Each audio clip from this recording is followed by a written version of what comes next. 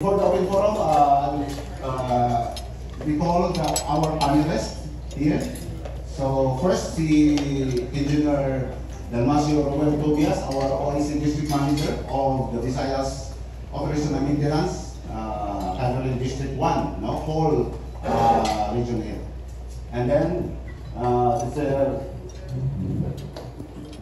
Gerardo Olidan, Generoso Olidan, Junior of our regional senior manager of project and engineering, and then let me call on also Engineer Brando Pardo, our senior supervisor of Unity Area Control Center, and also Attorney Mucha Alabanza, our assistant vice president and spokesperson of NGC. Engineer Michael Abihon and NGC. Welcome all.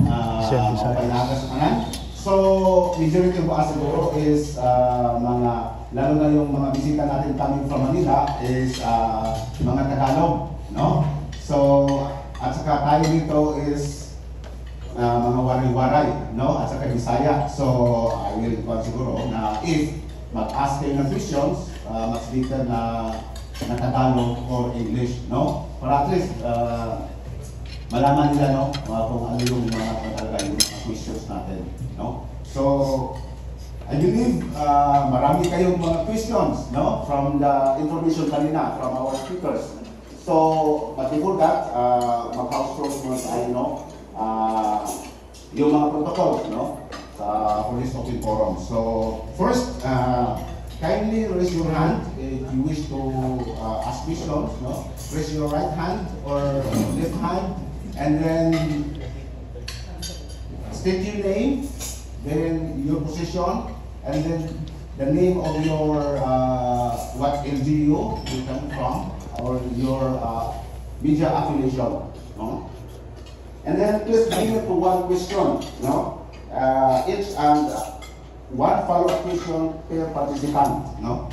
If given a chance to give chance to the others. Should you have a third question, this will be taken up later, no? If there is still enough time, no? And then please be respectful when presenting questions, and please listen and be respectful when others are speaking. So that's one of our house rules. And then if you are shy, if you are baka nahihiya ka magtanong ng mga questions, I think you can write your questions, no? And then sabi to us, if may time pa, so we can discuss it, we can answer that mga question.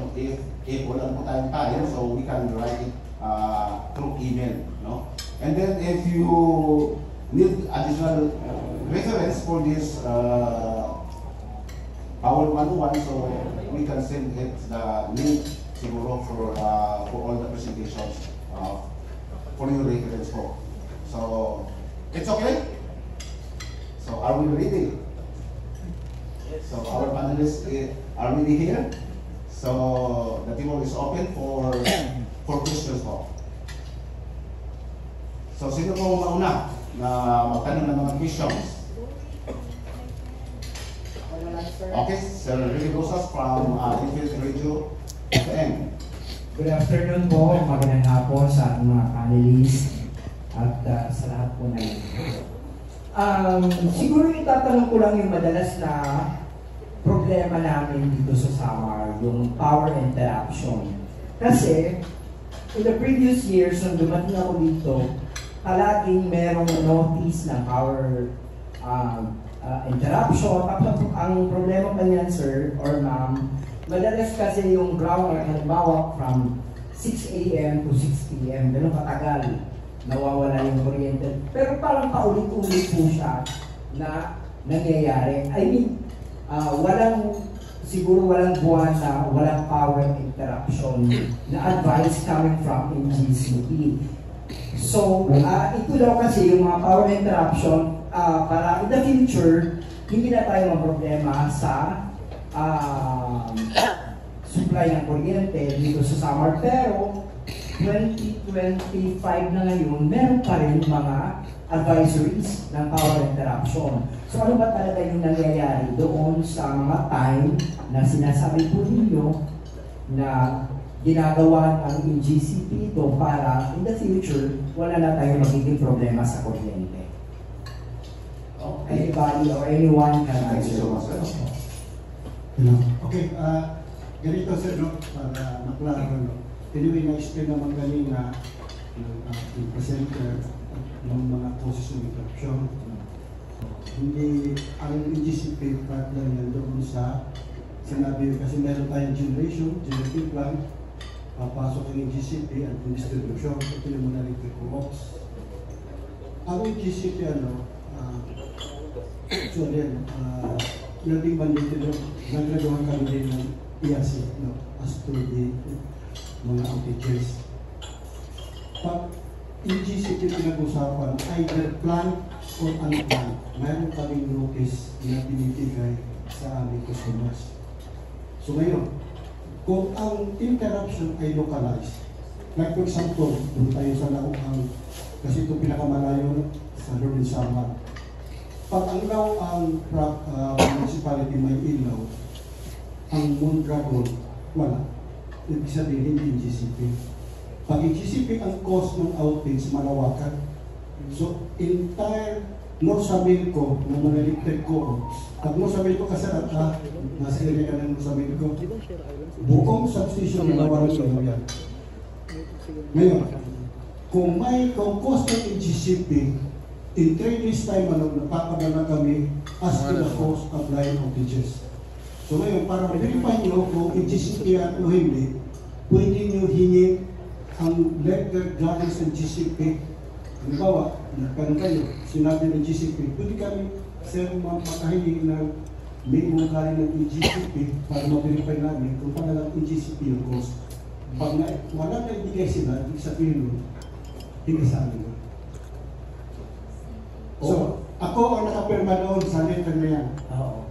Yes sir, kasi usually yung may letterhead po kasi ng GCP. Pinapadala kasi sa media para i-announce namin or i-broadcast o di kaya i-repost namin sa aming mga page or website. Regular maintenance po yung tawag. No? Actually, we need to interrupt the line. Actually, specific line na yan, hindi ang buong stretch. Kasi yung maintenance namin, na-fact na yung linya, no, natin, from Calvario to Lauang, dapat haba yan, more than 1,000 structures yan. So, lahat yan may potential na magkakos ng tripping. Ngayon, as to that cause of the tripping, no, marami din ang pwede maging cause yan. Halimbawa, mga eastern intrusions, itong mga ongoing projects ng constructions nyo, halimbawa, galing sa contractor, galing sa NGO, and so forth. So, pwede yan makakos. Ngayon, as to the plan, 7 days ahead, binibigyan namin ng notice ang affected co-op na mayroon kaming plan outage, mayroon kaming repair works na gagawin. That is 7 days ahead of the schedule. So kung nakatanggap kayo ng ganyan advisory, totoo yan, GCP yan. Pero hindi ganun kadalas yan. Hindi pwede yan araw-araw, linggo-linggo.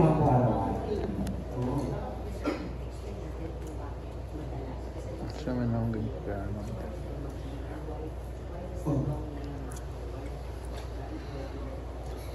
So kung sasabihin natin monthly, no, meron tayong maintenance kasi hindi pwede wala tayong maintenance gagawin sa ating transmission line kasi nga sa haba ng linya, no, marami pa tayong little structures na still to be replaced by steel poles. So kung yan, in fact, no, dahil bago ko dito, we assume na the entire province, no, asan ka lugar, sir? Dito po sa Calvario, sir.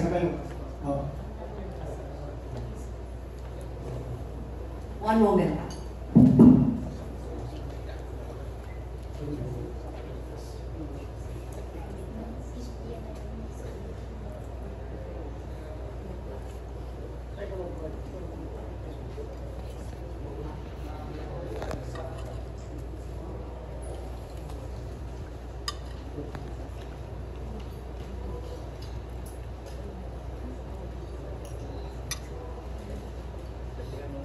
Okay,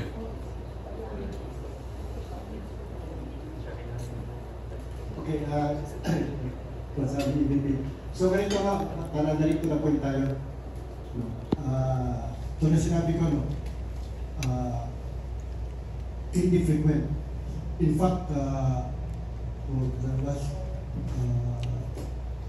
I think 2 months na wala kami interruption as to the plan. May interruption tayo one time nangyari. Naputulan tayo ng nalaglagan ng insulator, I mean. Kung nasa gilid nasa gilid kagad yun. So hindi ganun kadalas ang aming interruption. So ngayon, kung may interruption, mayroon kaming program, itong wood pole replacement program. So, prior kami mag-schedule, Pwede ba sir magbaton sa pricing cost of electricity power rate? kasi sa schedule namin, hindi pinapatuloy kasi may activity at request ang Hindi rin siya na pwede magbaton. So, ganito na sir, para madali. Kasi ito yung ginawa ko sa mga previous assignment ko sa GCP. Kasi galing din ako ng NCR. I was the head of transmission line and then the civil wall area sa akin. Mayroon, pwede nyo po rin ang cellphone number ko para pag mayroong interruption, pwede nyo ako tawagin. Kasi ito yung palagi narinig ko, no?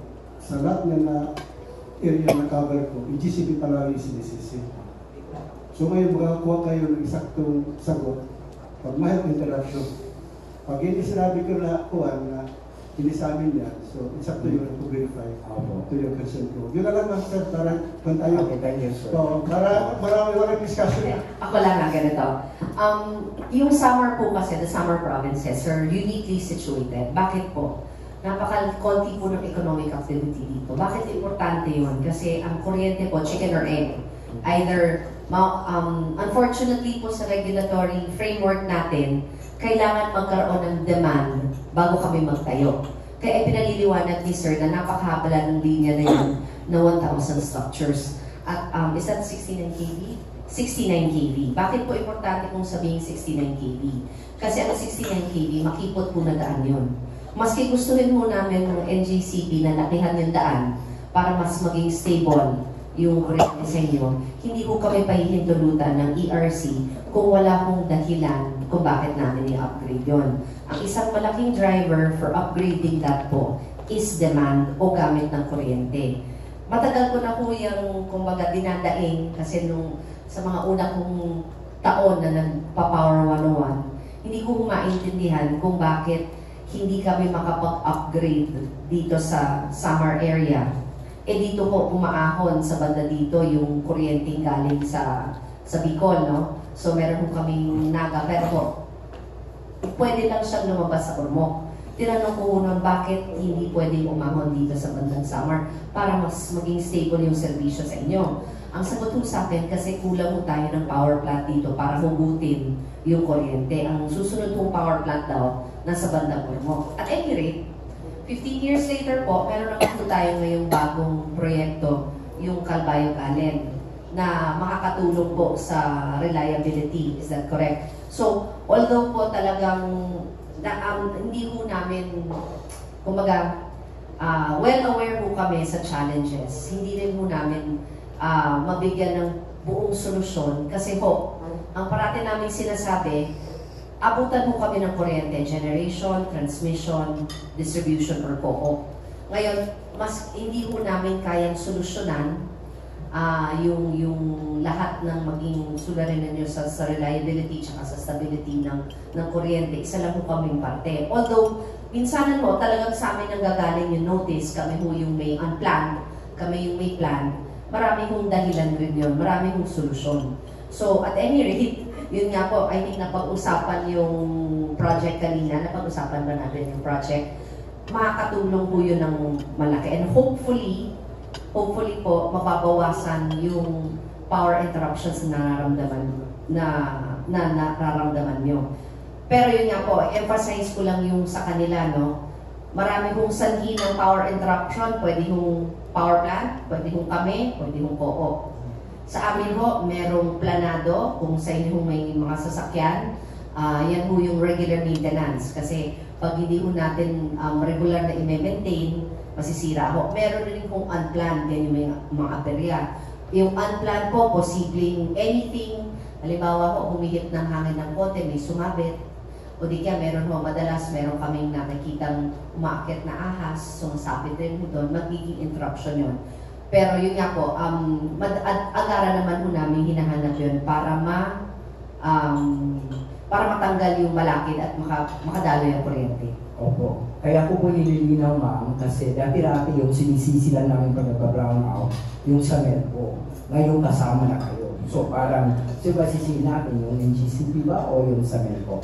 At any rate, well, to be fair din naman, nung dumating naman yung NGCP dito sa amin sa Samar, medyo ganda-ganda naman yung takbo ng kuryente at well, like ako, yung negosyo namin radio station, nakarely lang kami sa supply ng kuryente. Pag wala kayong kuryente, wala rin po kami yung operation. So maraming salamat po. Thank you, sir. Pasensya na sa sa paligoy-ligoy na sagot. Thank you, ma'am. Okay, thank you so much, Sir Ricky. So next, I think it's Ma'am. Sir, yung next, sir. Okay. Maupay ka aga, Ellen Lane, from Internet Radio Provider.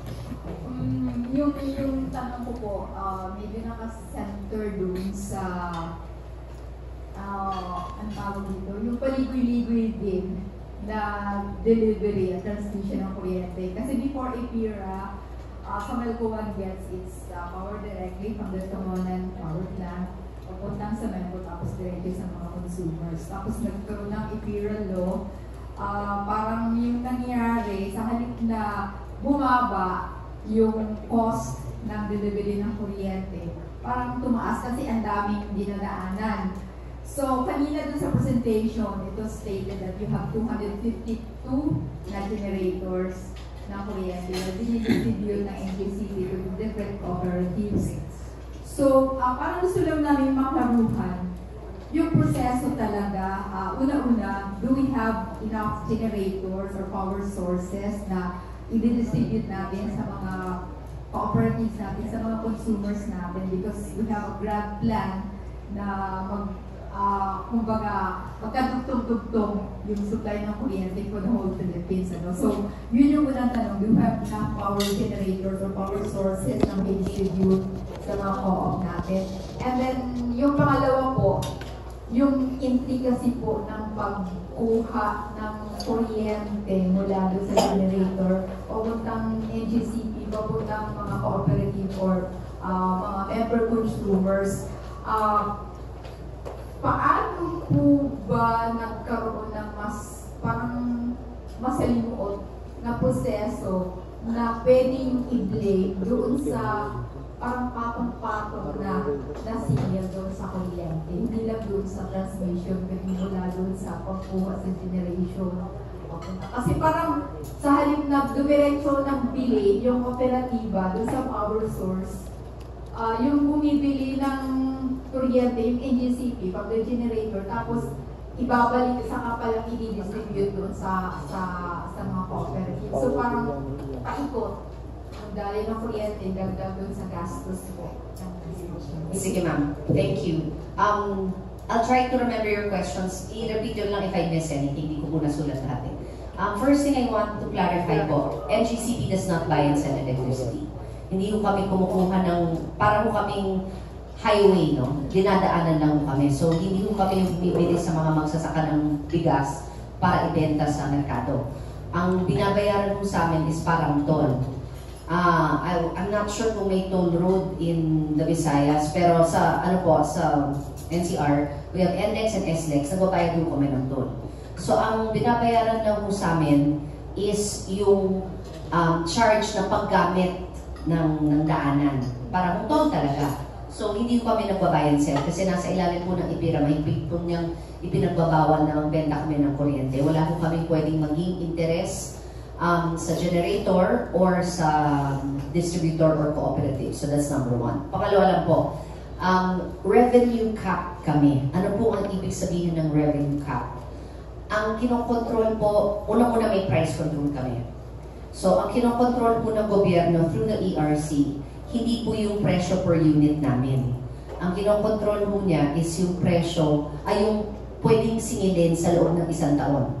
So for example po, kayo yung isang maliit na negosyante, nagbebenta po kayo ng sapatos.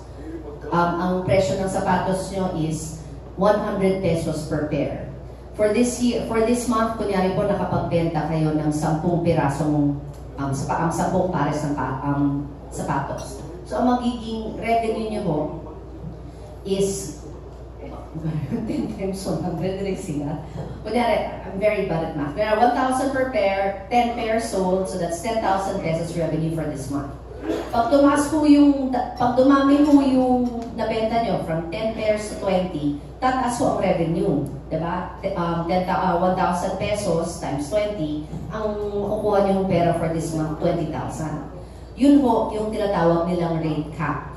Yung kooperatiba po nyo, tsaka distribution utilities, rate cap po. So pag marami silang benta, mas marami silang masisingin. Ang NGCP po, revenue cap. Sasabihin ng ERC, for this year, 10,000 lang kikitain nyo. That's it.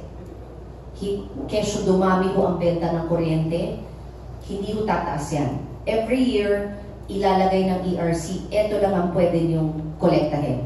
Yan po ang tinatawag na maximum allowable revenue. Because nga po, hindi kami nagbebenta ng sapatos. Kumbaga, yung bayad sa amin, flat rate lang kasi daanan lang muna ng kuryente. So that's number one. Pangalawa kong gustong klaruhin, nakikita po sa chart na yan na yung sinisingil namin, mula nung nag-take over po kami sa gobyerno ng 2009, patuloy pong bumaba. So right now po, sa ngayong kasalukuyan, ang power bill nyo, yung binabayaran nyo, no, naglalaro po lang ng 3% ang napupunta sa NGCP. Okay. Can you go to the bill? We have sa consider. Ngayon, sasabihin nyo, pag uwi nyo mamaya, titinan nyo yung power bill. Sinungaling si Attorney Alabanza. Because it's not 3%, it's around 8%.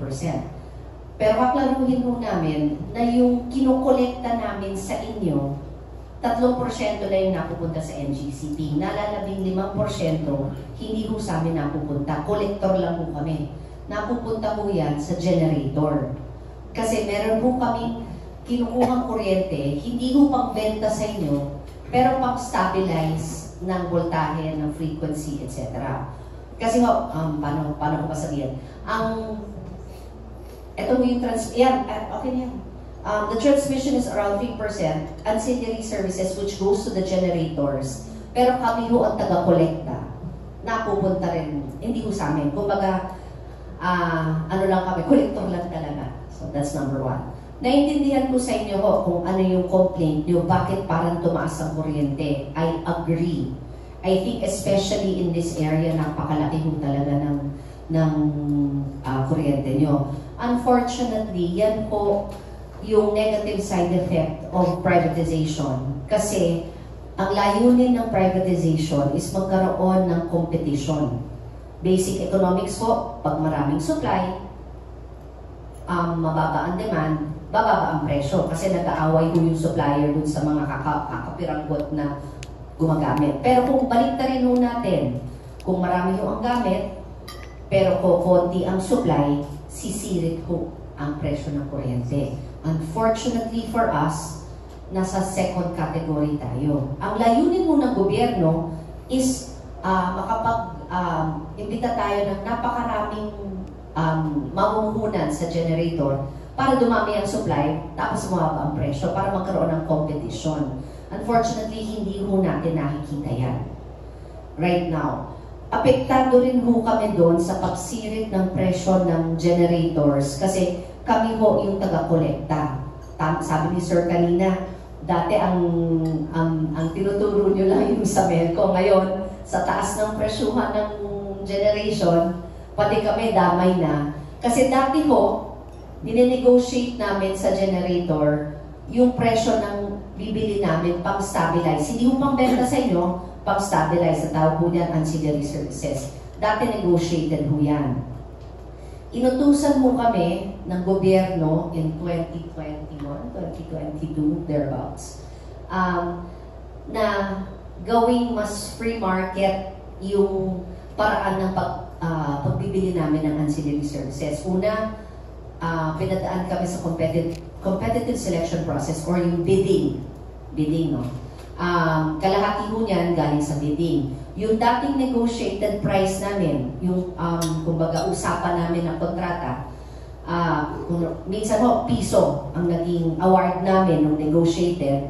After CSP, naging 6 pesos. So, doon pa lang ho, medyo namroblema ho ako kasi alam ko maraming magtatanong sa inyo kung bakit biglang sumirit yung kinokolekta namin. Pangalawa ho dyan, yung other half, yung remaining 50%, kukunin kung nag-set up sila ng ancillary services, ancillary services reserve market, ASRM. So, yan ho naman yung merkado na wala ho dyang kontrata. So, bidding na naman ho yan, pero real time. Yan ho yung kadalasang sumisirit ang presyo. Wala ho kasi yung naging price cap. Kasi ang ginawa ho ng ERC dun sa kontrata namin, ibinalik niya sa piso, pero sa reserve market, wala hong ang upper threshold na sinet ng Department of Energy is 30 pesos. Pakalaki ho nun, ha? 30 pesos compared to our negotiated price of 1 peso. So, yun ho yung nakikita nyo yung sitwasyon. Nag-umpisa ho yan, early 2024.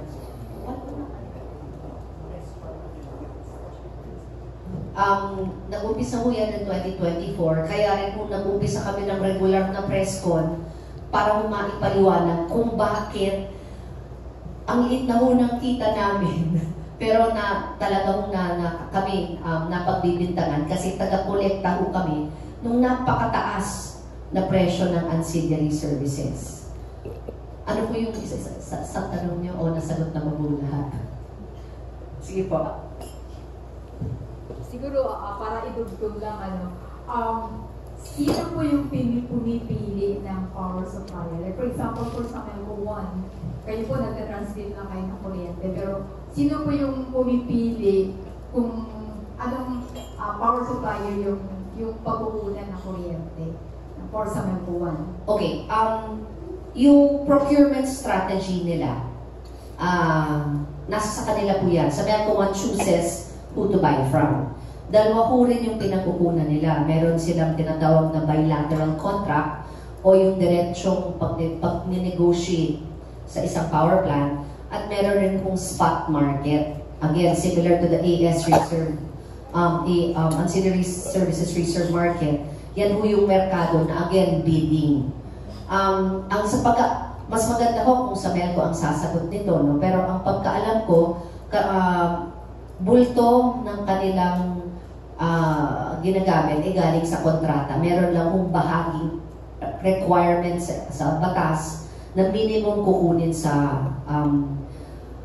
Wholesale Electricity Spot Market. Ang dami yung acronym, no? So, WESN. So, the Wholesale Electricity Spot Market, dyan po yung bentahan on the spot ng kuryente for your consumption. Doon po yun. Yung Ancillary Services Reserve Market, yan po yung bentahan ng kuryente na ginagamit namin para maganda po yung kalidad ng pagpasok ng kuryente sa inyo. So, kadalasan po, dyan talaga sumisirit ang presyo ng kuryente. Ang isa pong gusto ko rin insight na ibahagi sa inyo is marami po kasing mga kooperatiba. Hindi ko alam kung isa ang Samelco sa mga ito na pre-pandemic, ano po sila, tumaya po sila sa mga coal plants, nagkaroon po sila ng long-term contracts. Ngayon ho, in ordinary times, coal is cheap. Coal is cheap, coal is reliable. I cannot speak to environmentally friendly, pero mura po siya, tapos basta may panggatong, tatakbo. Wala tayong magiging problema. However, from nung panahon ng pandemya, sumirit po ang presyo ng coal to almost more than 4,000%. So, imposible kung hindi natin mararamdaman yun. And sa totoo lang, hindi rin naman kasalanan ni Samelco yun. Kasi naman, global po natin naramdaman yung pagsilit ng presyo ng paglatong ng mga power plants. So, pwede po tayo mag-usap dito ng maraming kadahilanan sa loob ng energy industry kung bakit mataas ang presyo ng kuryente. But at the end of the day, it's the consumers who suffer.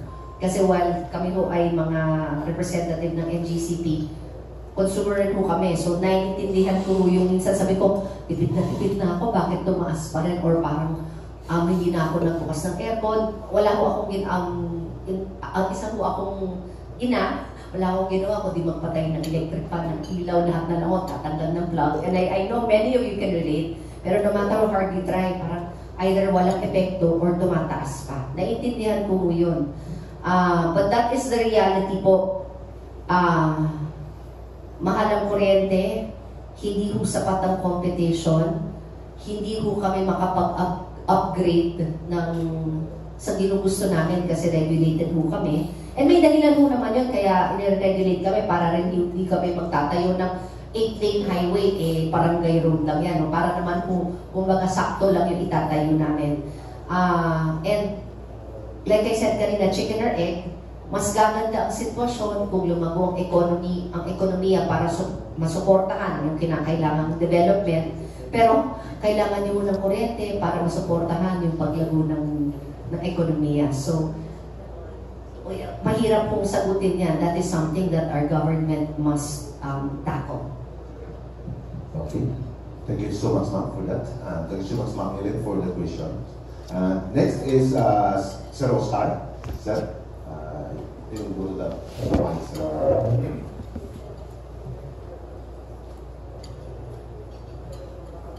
Yes, good morning or good afternoon, sir.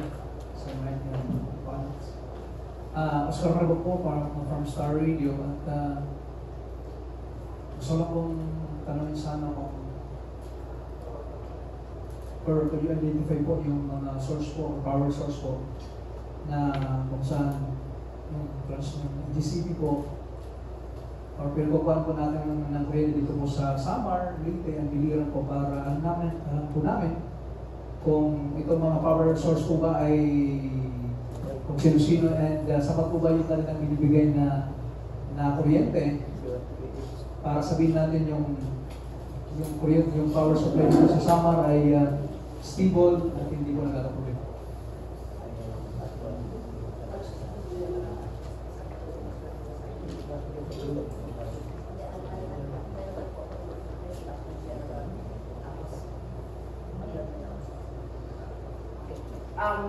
Okay. Baseline lang ho, no? Ang Samelco ho, konektado sa transmission system. NGCP. Ang NGCP ho, meron kaming, like I said, no, parang road network yan. So meron ho kaming mga highway, meron, dikit na ho tayo sa Luzon, dikit na rin ho tayo sa Mindanao. For Samar, ang connection yan diretso through Ormoc, kasi from Bicol, bababa yan, mag-end sa Ormoc, tapos aakyat uli sa inyo. Tapos tatawid ho yung kuryente from there to Cebu, from Cebu bababa to Mindanao. So one grid ho yan. What does that mean for consumers? Yung Samelco ho ngayon, meron siyang economic power para makipagkontrata, kontrata po, no, to any power plant anywhere in the country. So technically ho, si Samelco, maaaring makapagkontrata para bumili ng kuryente, let's say, sa Ilocos Wind Farm. Technically, I say technically. So, kasi ho, konektado na yung grid. However, science, physical ho, yung kuryenteng binili niya, kunyari lang ho, no, hindi ko sinasabing siya sa Ilocos siya bumili, kunyari lang ho, yung kuryenteng binili niya sa Ilocos, dun ho yung bayaran, pero yung actual kuryenteng papasok sa kanya is from the closest source. So, kaya ko sinabing economic power, kasi bayaran lang ho yung mangyayari. Kasi paano kung ganito? Example, ATM, magde-deposito, kunyari napunta kayo sa Manila, no? Nag-deposito ho kayo dito sa ATM, no? Dito sa Samar, ng 1,000 pesos. So, meron kang 1,000 sa bangko. Pag pumunta ho kayo sa Maynila at mag-withdraw, hindi ho yung 1,000 pesos na i-deposito nyo sa Samar, yung i-withdraw nyo sa ATM sa Manila. The money that you will withdraw in Manila is the money that was deposited in Manila at that bank at where the ATM is. So, Kasi ho, so similarly, pag nakipagkontrata mo si Samelco anywhere in the country, ang bayaran ho, dun sa pinagbili niya, pero yung puhanan kung alin ang malapit. Kasi yung malapit rin, posibleng meron siyang binenta sa malayo. So, kumbaga, nag-exchange lang sila. So, dalawang level ho yun, kontrata, tsaka actual. So, although technically, meron siyang kontrata sa Ilocos, kailangan pa rin ho na sapat ang kuryente bawat isla. Kaya kung parating sinasabi ho yan tuwing lalabas po kami, maski sa Kongreso at sa Senado, pinapaliwanag po namin na bagamat konektado na ang lahat ng major islands ng Pilipinas para maging stable ang kuryente, kaya hinihikayat po namin na ang development kada isla. So Samar should have enough, Leyte should have enough, Cebu should have enough, etc. Hindi ho tayo pwedeng umasa sa interconnection kasi unang-una ho, hindi efficient. Pangalawa, mahirap po yung, kumbaga, hiraman ng hiraman parati. Maganda ho talaga may sapat kada isla. But, kasama ho no, hindi ko naman sinasabi ko, huwag kayo umasa sa amin. Importante rin ho na kami magtayo ng connection para malawak ho yung dadaanan. Kaya para kung sakaling kailangan yung manghiram sa ibang isla, malawak ho yung dadaanan at kay ma-accommodate ng NGCP ang lahat ng kailangan nyo. Para po yung San Juanico Bridge.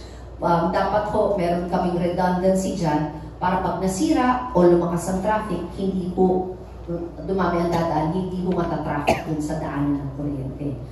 Kaya ang parati namin sinasabi, tatlo ho kami, generation, transmission, distribution. Kailangan ho kami lahat may ambag sa stability at development ng kuryente para hindi ho maramdaman ng mga consumers. So, sapat na generation, hindi lang ho kung saan nila gusto magtayo, pero maganda ho magtayo sila kung sa bawat isla may kasapatan at titingnan ho natin kung saan handa na ang transmission system at maganda ho yung yung uri ng panggatong kalat ho, hindi puro coal, hindi puro solar, hindi puro diesel, maganda ho iba't ibang klase. Pangalawa, transmission, dapat ho mag-develop kami ganda ng lawak ng daanan. And of course, distribution, mula sa amin papunta sa inyo, gano'n rin kailangan ho may development. For the specific kung saan yung malapit na plant sa inyo, I will pass it over. Thank you. In addition lang sa attorney, ang source natin talaga dito sa Leyte Samar is nasa Leyte. So, kung sakaling magka-problema yung interconnection natin sa Cebu o sa Luzon, we have enough generation to supply sa demand sa Leyte Samar. Kasi yung demand natin is nasa 350 megawatt only. But the installed capacity natin dito sa Leyte is nasa 500 plus to 600. Sir, mga ilang percent? Caveat lang sir ha, assuming lahat ng mga planta yan tumatakbo. Session sir. Kasi over the last 5 years, kaya kumaano sa akin to problema ko kasi over the last 5 years, nakikita ho namin, kadalasan po bigla ang tumitirik ang mga planta, kaya ho madalas mag-red alert. So while on paper, tama ho si sir, sapat yan, meron ho talagang kapanahunan na sabay-sabay silang tumitirik. Apektado na ngayon ho yung flow ng kuryente papunta sa inyo. Wala, sir. Sir, gaano po ba kalagay ka sa 100% po yung quota na binibigay po ng Pungunan Power Plant sa buong Region 8? Then kung sinasabi niyo po na may capacity po kung kaya yung 500, diba, sir? Bakit hindi niya yung baga siya lang yung mag-supply na lang? Market driven tayo. Yan yung explanation ni attorney. Na market driven tayo. Baga, nalipin lang din sa mga cooperative. Yes. So, thank you, sir. Ano lang sir ha, ipopromote ko lang kung bakit maganda na connected sa grid at hindi mo kayo nakasalanay sa tungonan. Lahat ho ng makina, including the tungonan plant, may downtime yan po. Kung ilalagay nyo lahat ho ng kumbaga, doon nyo iasa lahat ng requirement nyo. Pag dumating ho yung panahon na tumirik siya, nasira, normal naman ho yun, no? kahit maganda ang pag-maintain, kayo lang po ang apektado mo. Kaya ang strategy mo talaga, isa-spread out po yan. Dapat marami. Para pag may tumirik na isa, may pagbalik agad. Sa kontrata, maganda rin po yan. Halimbawa, isa-spread out nyo rin po yung kontrata nyo. Plus, again, yung generation mix na tinatawag nila. Hindi po pwedeng puro coal. Bakit po? Pag puro coal yan, pag sumirat ang presyo ng panggatong ng coal plants, kayo talaga makakaramdam nun. Hindi po rin pwedeng puro solar. Bakit po? Kagaya mo ngayon, baka not so bad, sa kanila lang pala yung makulimlim. Pag makulimlim mo ang panahon, walang solar. Gano'n rin mo sa wind. Pag malakas ang hangin masyado, wala akong wind. So ang maganda ko is i-maintain yung energy mix, yung maraming iba't ibang klaseng panggatong ng power plant para stable. So yun po yung advantage talaga ng grid connected para hindi po kayo lang yung makakaramdam ng perwisyo kung masira yung single supply nyo. Okay, thank you so much, ma'am. Thank you so much, sir, for the questions. So next, Ma'am Josephine.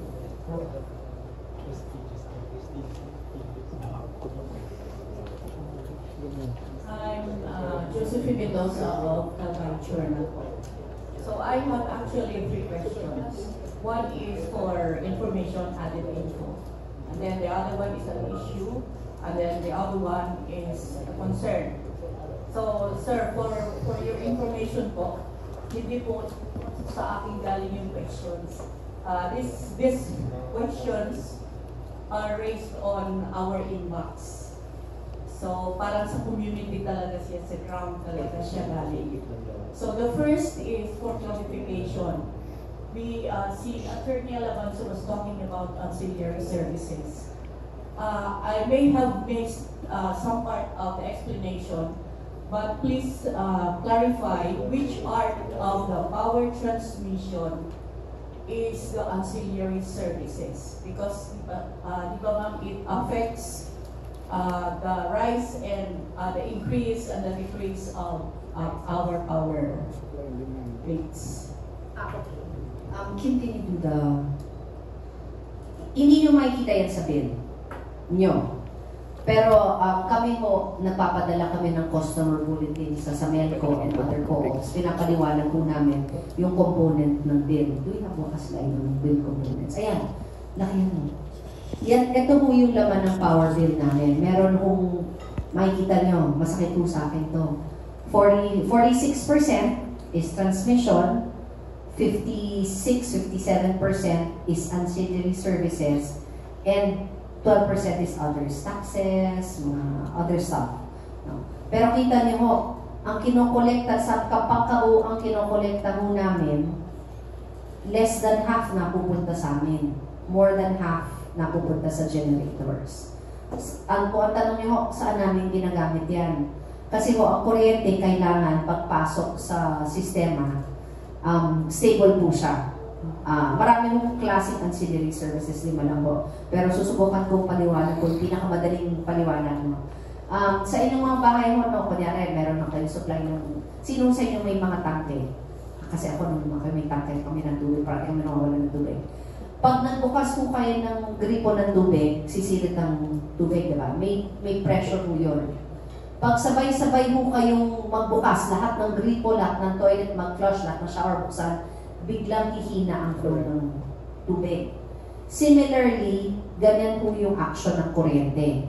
Pag kailangan po, maintain natin yung that's frequency, no sir? Tama, no? That would be frequency. I-maintain ang frequency at around 60 Hz, plus or minus. Basta meron po silang minimeasure. Ang tawag ko is 60 Hz. Hindi ko naintindihan yan. Nire-repeat ko lang sa kanila yung sinasabi nila. Pag biglaan kung, halimbawa, no, from 6 a.m. tulog tayong lahat. No? Papasok ng alas 8, magbubukas na yung mga tindahan, magbubukas na yung opisina, magbubukas ng eskwelahan. Bigla kung sabay-sabay magbubukas ng gripo. Mararamdaman po yan ng sistema namin. Yung parang, ano nga, biglang hihina ho yan. Hindi ho namin inaantay humina yung frequency. Meron po kaming nakaantay, meron po kaming nakaabang na kuryente, na ancillary services para iakyat po yung frequency para hindi ho natin maramdaman yung paghina ng tubig. No? Hindi ho kasi natin masasabi, we can predict yung trend, pero hindi ho natin masabi yung eksaktong gamit ng kuryente at eksaktong oras. May mga binabantayan, kaya napakahirap po ng trabaho ni Sir, kasi binabantayan po nila yan at nagpapasok, naglalabas ng ancillary services sa ayon sa pangangailangan ng sistema. So, meron pa pong apat na ibang klaseng ancillary services, pero this one that I described is load or demand driven. Yan po yung pag-akyat baba ng pagkonsumo ng tao. The next two, dispatchable contingency, abang rin po namin kung sakaling may magbiglang plantang tumirik, meron mo kami kagat pamalit. Pero yon mararamdaman nyo ng bahagya, yung 15, 20 minutes, 30. Just para lang ho makapag-angkat yung cooperative nyo ng pampalit dun sa plantang tumirik. So, pag ready na ho yung pampalit, kukunin na ho namin yung ancillary services para nakaabang ulit. Para ho siyang spare tire, again, dun sa mga na nagpamaneho. Para ho, kung sakaling maflatan, meron na kong nakaabang. Pero pag ready na ho yung permanent replacement, babalik na ho namin yung spare tire. Yun yung ancillary services, which now form a greater part of our bill. Next question. The remaining question po is, I have siguro tinawag ko na ito kay Sir Michael, and then earlier po we were talking about it with Sir Carlo and Ma'am Kay. But hindi po yun recorded. So we want to give it to the public right from the horse's mouth. Naka-record po kami. So ang issue po on the payment of use of lots for transmission towers and other facilities na bill ng NGCP. Particularly so the issue is raised from the ongoing project sa San Isidro po. So, heirs of a lot owner is nag-raise po ng issue on the payment. Paano daw po yung payment? Is it limited to where the tower is? Or yung lines that run through towers, covered pa rin po? Kasi part pa rin ng lot. Definitely may compensation po yung tower phone o yung kinakatitirikan ng tore. Meron rin compensation po yung sa dinadaanan, yung easement, yung right-of-way corridor po. In this case, na-identify nyo yung nagtanong isang landowner for the project. NGCP po, dahil privado kami, talagang negotiated yan and will be paid before we construct, or at least magkaroon ng pirmahan ng kasunduan. Pero po, for the benefit of your other listeners, readers, viewers, na merong mga lote na hindi pa bayad na existing 2009 before, yan ho ay nasa obligasyon pa rin ho ng gobyerno. So kung meron ho silang ganon, pwede ho iparating sa Transco, hindi po NGCP yun. But for us, hindi ho kami makakapasok kung walang pirmahan, sulatan at pagbabayad po. So, to go back to your question, we pay for the tower foot and we pay either by purchase or easement yung daanan, yung row corridor po. So, ano po yung basis ng payments?